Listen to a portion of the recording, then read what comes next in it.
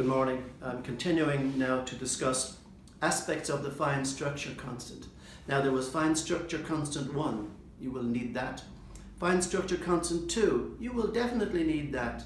A lot of people who watched fine structure constant 1 walked away from it and didn't go into 2. In 2, I put the numbers into it. You have to see how people confuse the student by mixing up the units. I have an example of mixing up units yet again today. It's there like to confuse the student in a way.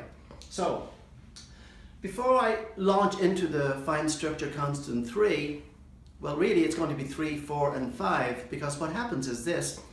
The reason I delayed doing 3, fine structure constant 3, is because when you get into this, then you start dealing with all of quantum mechanics almost, and even all of theoretical physics, because it works its way as you get higher in order of perturbation of the alpha. You get into the Lamb shift and quantum field theory, specifically quantum electrodynamics, okay? And all the processes involved there. So you're really talking about, outside of relativity in classical mechanics, most of physics, most of quantum physics actually. So, first of all, I'll deal with a couple of constants that show up that people also get confused with, but they're simple. And I haven't really gone quantum yet. There's another thing. Today I'm not really going quantum. I have a couple of lectures on quantum mechanics, but I haven't really gotten into eigenfunctions yet and expectation values. I haven't gotten around to that yet. I did basic introduction to the essence of quantum mechanics. There's more of the essence coming, by the way. All right, so first of all, let's remind us what we're talking about. Today I'm going to talk about the Bohr Radius, the Rydberg Constant. What else will I do? Yes, a perturbation. Now, let's deal with alpha first. Alpha we had, it's approximately the reciprocal of 137, but I don't use that.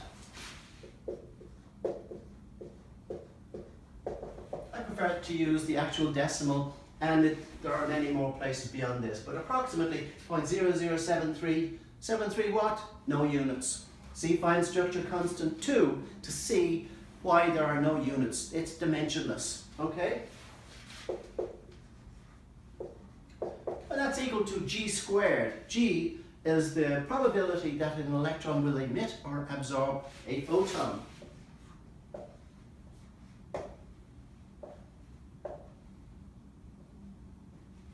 Now that's the basic tree diagram for that happening, the Feynman diagram. But when you get higher order in perturbation theory, you start getting corrections. For an example of a correction, we would look at a single loop. When these things happen, they involve an integral which diverges, brings in an infinity. You have to have a method for subtracting it. A lot of people don't like it. It's called renormalization. I actually love it,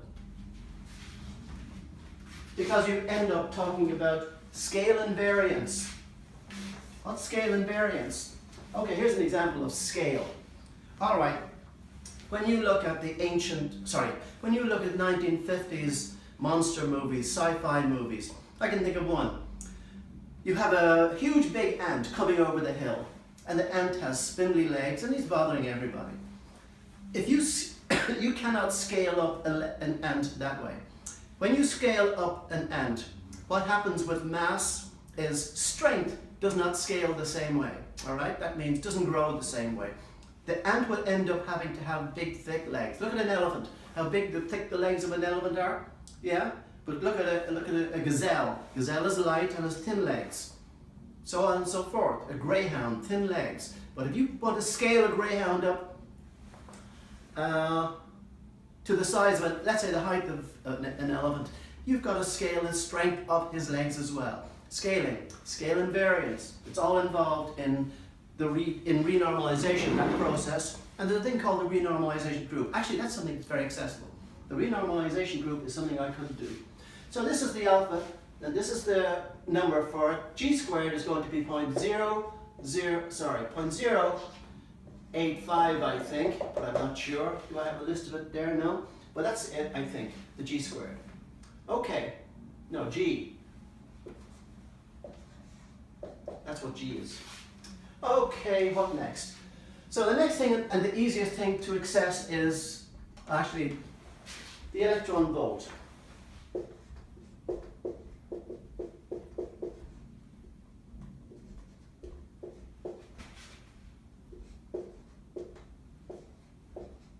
Now I found this result in fine structure constant 1. These are the energy levels, the principal energy levels of the hydrogen atom, circular Bohr orbits, and n can be any number. Any integer, I mean, from 1 to whatever. Not infinity, because you wouldn't get well, a large number. So we call this, let's look at the first energy level. Right? First energy level in the hydrogen atom is this guy here. Now, what's its value?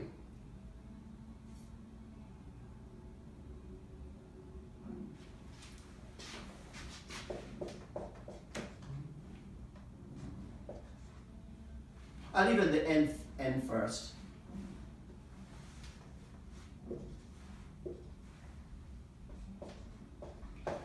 Now some people, to confuse the student, define the Rydberg constant as all of this guy here.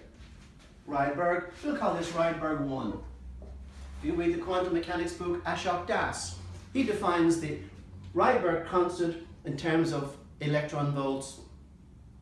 That's not traditionally the way it was done, and I'll show you that in 1 minute, okay? So, if we want to put all these numbers for n equals 1, well, m0c squared, if that's the mass of an electron,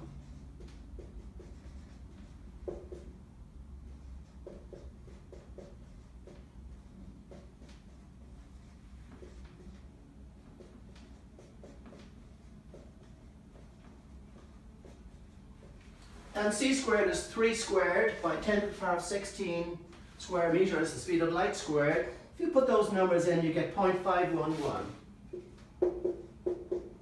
And this is going to be an EV. MEV, actually. So, alpha squared. Alpha squared is this guy squared. Now let me see. G. Alpha squared just goes in there.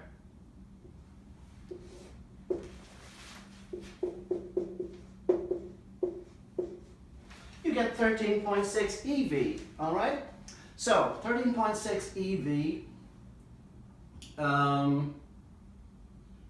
I know the numbers have to be checked and all, is actually the ionization energy of hydrogen. In other words, it's the number of joules needed to pull away the electron from hydrogen if it's sitting there in the first energy level. Sitting there where? At the Bohr radius, okay? At the Bohr radius, we have this one over here.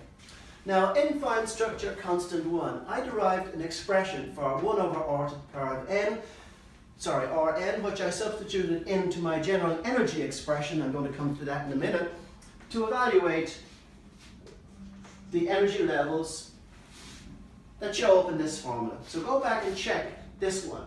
I derived it by a bunch of steps: the de Broglie wavelength, the Bohr quantization condition, centripetal force, and Coulomb potential energy. All those things end up with this result, okay? So, I just want to point out something.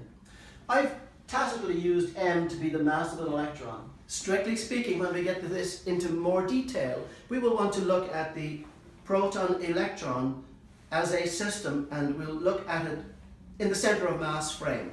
Now, in the center of mass frame, we study the reduced mass. The reduced mass, well, it's defined to be, in the case of the hydrogen atom, mass of the electron times mass of the proton over their sum, their product over their sum. Now I can rewrite this, divide by 1 over mp,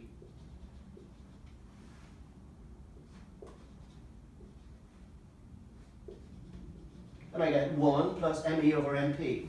Now me over mp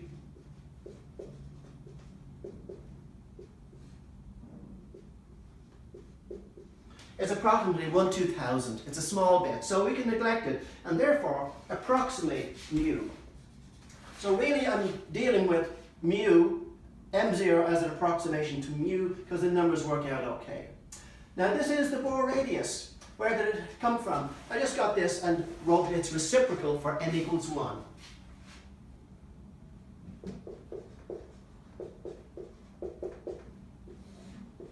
Let n equals 1 in this formula and write the reciprocal for it. So we get e squared m downstairs and 4 pi epsilon 0 1 squared h cross squared upstairs. And this is the Bohr radius, which is convenient to carry around in perturbations.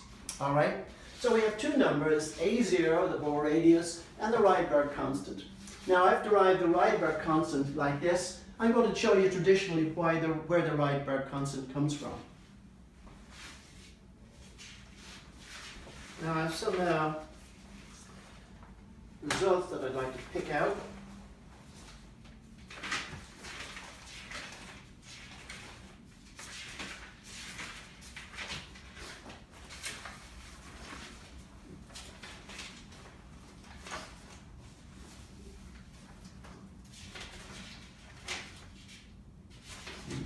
I guess I don't have them. I wanted to write down the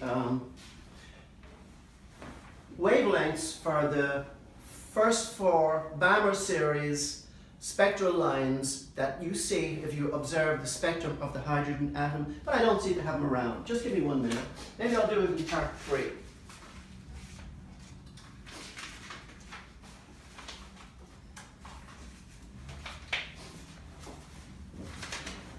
Oh, I have it.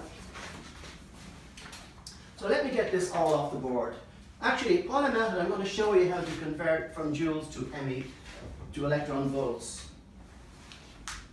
Joules and electron volts.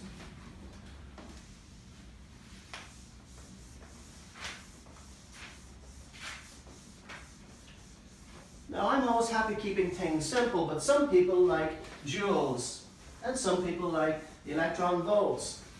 Physicists in CERN always talk about the energy of their particles as given in electron volts.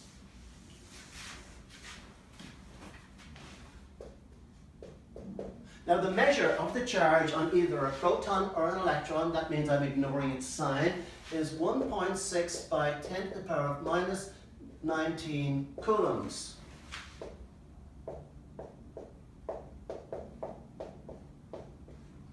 And 1 volt is a unit of, well, 1 volt is a joule per coulomb of energy, basically. Don't have time to go into that. Maybe I'll do a lesson on it someday.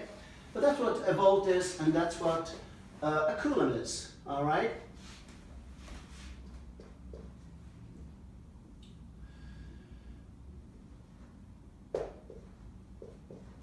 Now, suppose we want to convert from joules to electron volts. All right? Now, 1 eV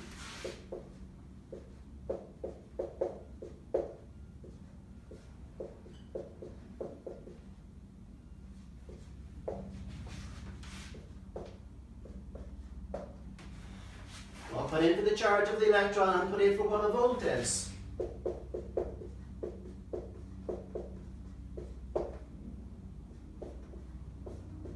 And what is a volt? It's 1 joule per coulomb.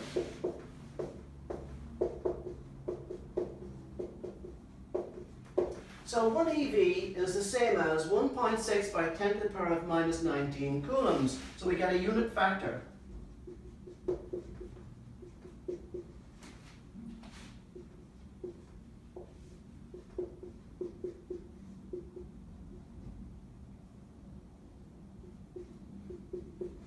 And it's dimensionless.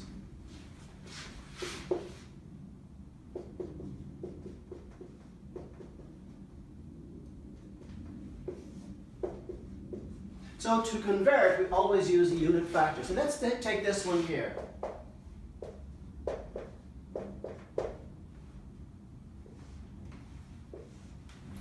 Now to convert using the unit factor, we need to have joules downstairs because we want to be able to cancel them. And we want to have electron volts upstairs because we want to end up with that in the numerator. Which unit factor? This one. The EV is upstairs and the 1.6 is downstairs.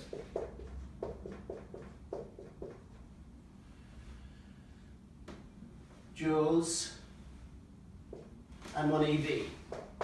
1.6 into 3.2 goes twice, times 2 by, this comes upstairs.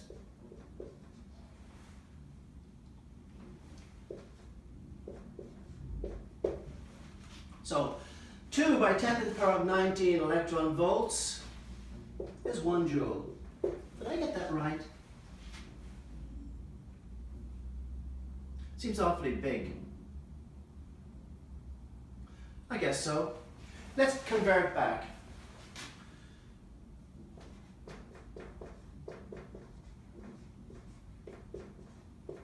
Let's convert that to joules.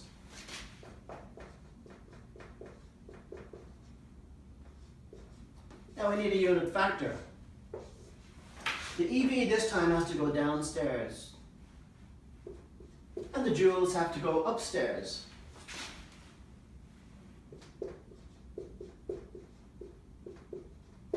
So the 10 to the power of minus 19 goes upstairs, and the 1 EV goes downstairs.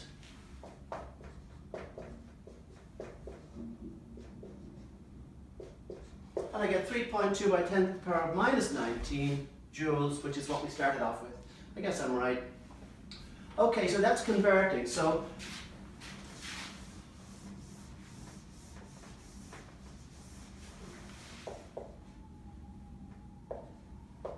the first Rydberg constant we got is minus 30.6 EV, which is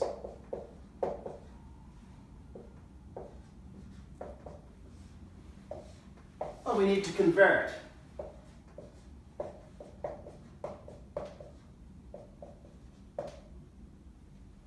And we'll use the conversion factor that I gave you a minute ago.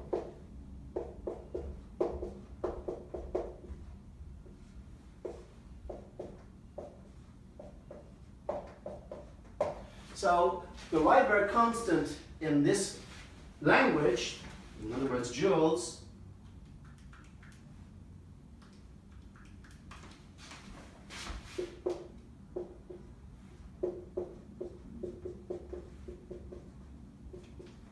is that many joules or this many EV, okay? But the Rydberg constant traditionally wasn't written this way. This is how it was done. Let's have a look.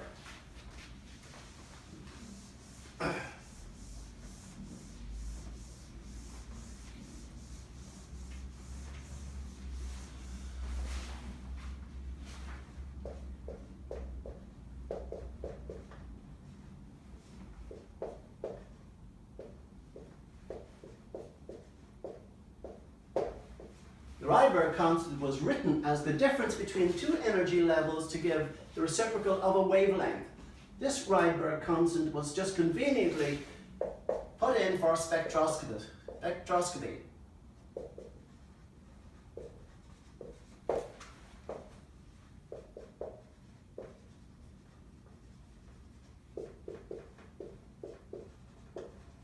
So some of the lines in the Bohr series of hydrogen are the following.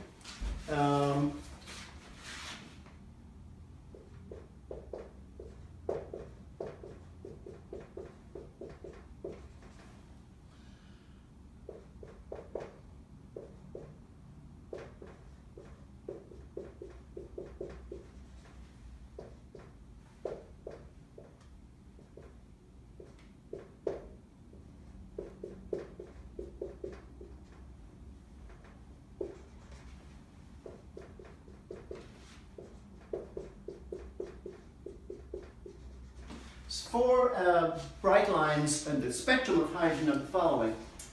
This one, this one, this one, and this one. And this one is red. Let me check, red. So you basically, when you look through a spectrometer, or basically what does that mean? All right. You pass, okay, you take a tube,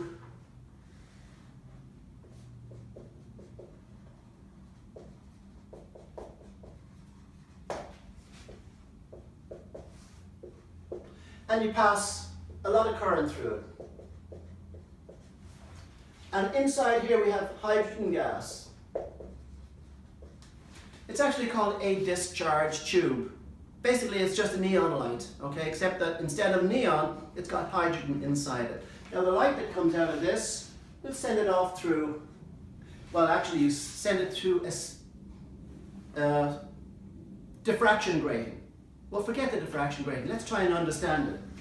Send the light through a prism.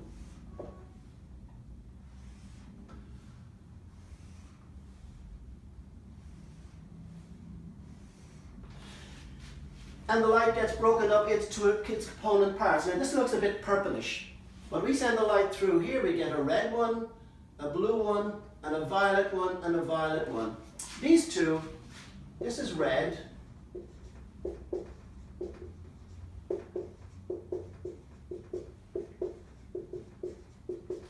and those two are violet. And this is the spectrum of hydrogen.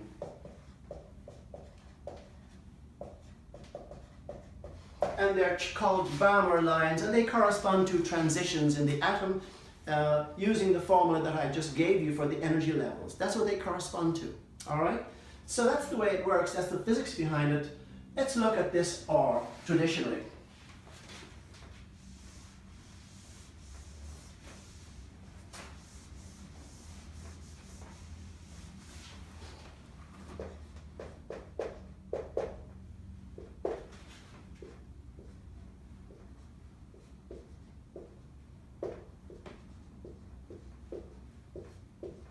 And that's the formula for the energy levels that we found, and it gives En.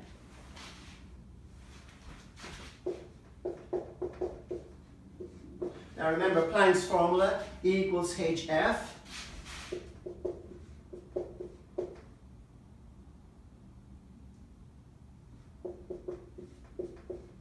And the wave equation says the speed of a wave is given by the frequency times the wavelength.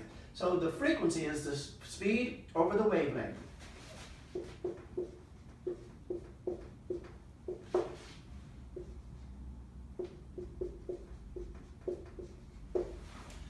Now this is written in terms of the ordinary Planck's constant, but we like to use the reduced Planck's constant, which is 2 pi times h. Sorry, let's get that straight.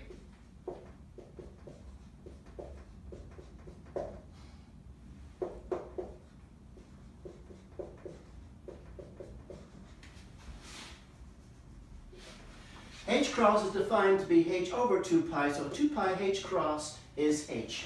So we can substitute that in over here.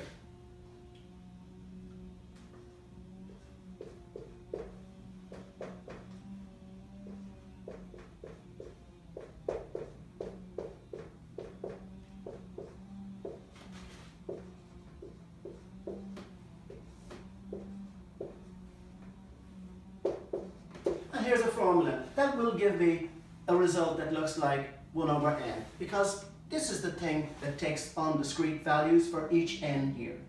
And this will be the Rydberg constant when n is equal to 1.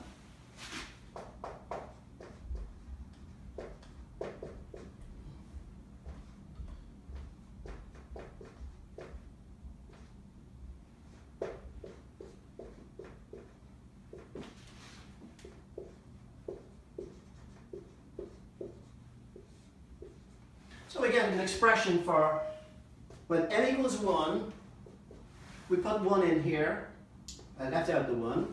So lambda 1, 2 pi h cross c times the reciprocal of the wavelength gives me this.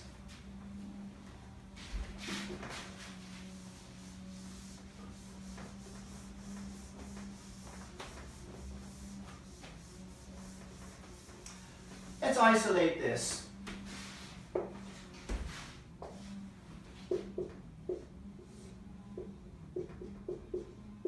So we multiply both sides by the reciprocal of this guy here. So this cancels with that one there on one side, and I get the following.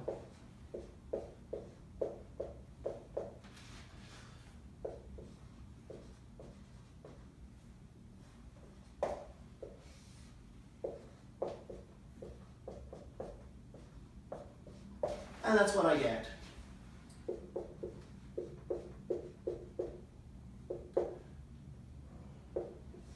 Now don't forget what alpha is.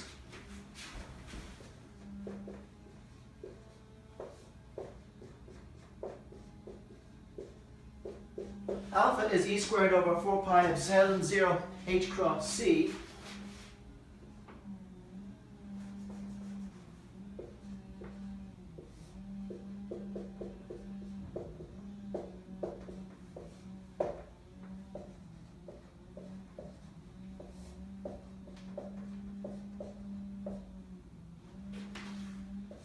Now we're going to cancel a couple of c's in a minute, but not just yet.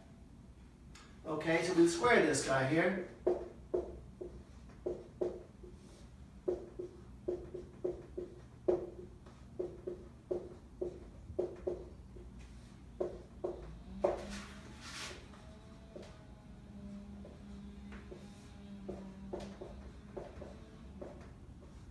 Now let's get all the factors together.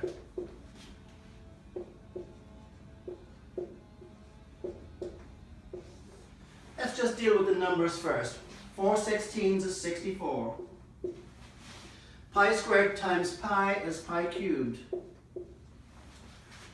Epsilon 0 squared is here on its own. H cross squared times h cross is h cross cubed. C squared upstairs cancelled and there's a c downstairs. And that is the Rydberg constant. Now I can't remember the actual value of it. I wonder if I have it on the wall.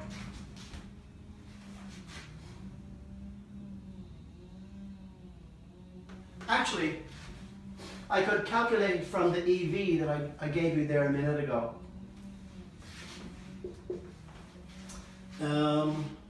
It's this thing.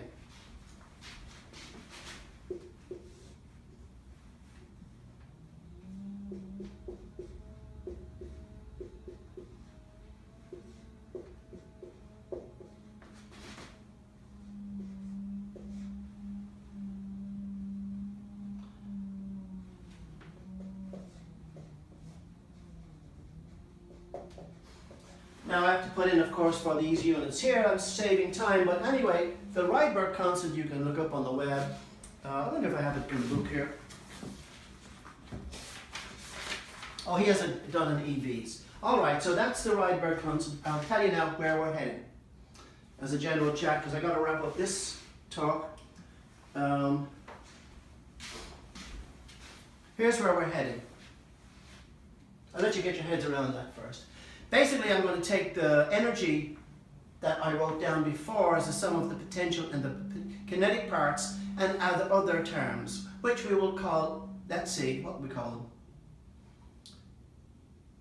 them? Perturbations maybe. Well, that's for want of a better word. And work out the eigenfunctions and the eigenvalues, the energy eigenvalues. So we need a little bit of quantum mechanics, but actually the first one I can work out by a trick.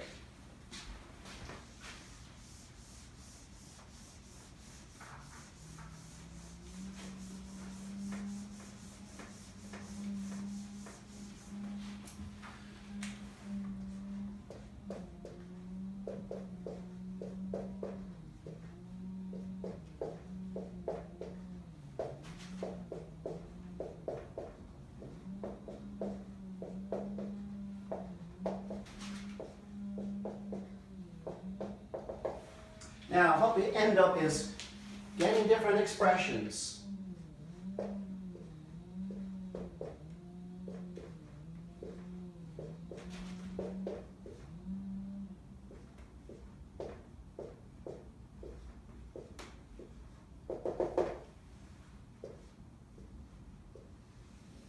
Now, the first three will be all this part of A, and then they get successively more complicated as we go into perturbation theory.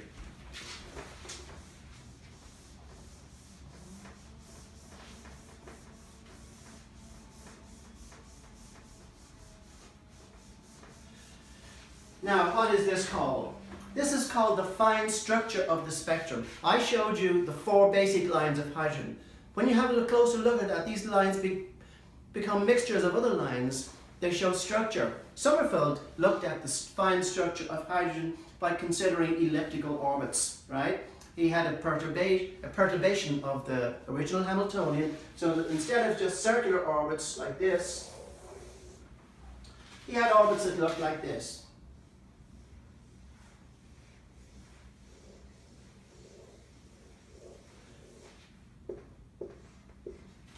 And the perihelion of this orbit would precess, rather like the perihelion of Mercury, precessing around the Sun, and there's something to do with 43 seconds of arc or something that deals with general relativity. But this precession gives, let's say, some of these terms here, all right? Now we want to go down here then we're into the realm of quantum electrodynamics. But we can get some of these terms by looking at the following.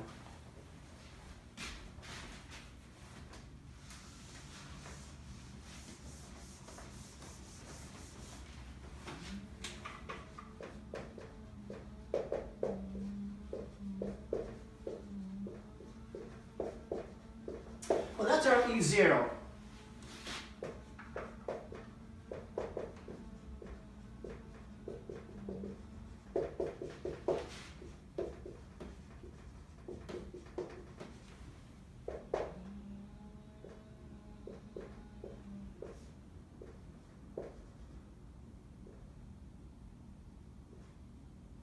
Now I can't remember the exact formula, but it's something like this. P is mv.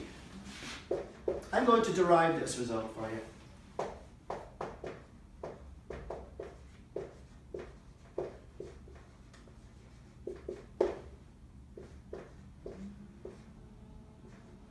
Now the second term is to do with the spin of the electron and its coupling to the magnetic field, the electromagnetic field of the proton. Spin orbit coupling, and there's something in there, an adjustment called the Thomas precession, which is for relativity.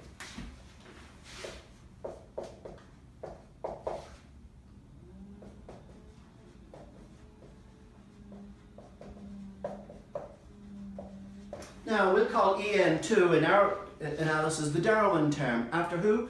Charles Darwin. You say, well, gee, I thought he just went out to the Galapagos Islands and did some anthropology or whatever he did out there. Well, yeah, he did, but that's the guy's grandfather. This is his grandson. Charles Darwin, let's say the third.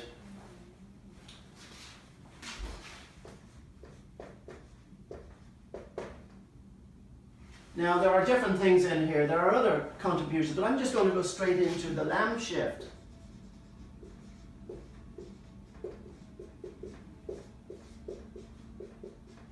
And the Lamb shift is something worked out by some of the early greats, you know, like Weisskopf, Schwenger, and Feynman had his version of it. Yeah, Tominaga. Okay, this is all coming up. In our next class, I will derive this result.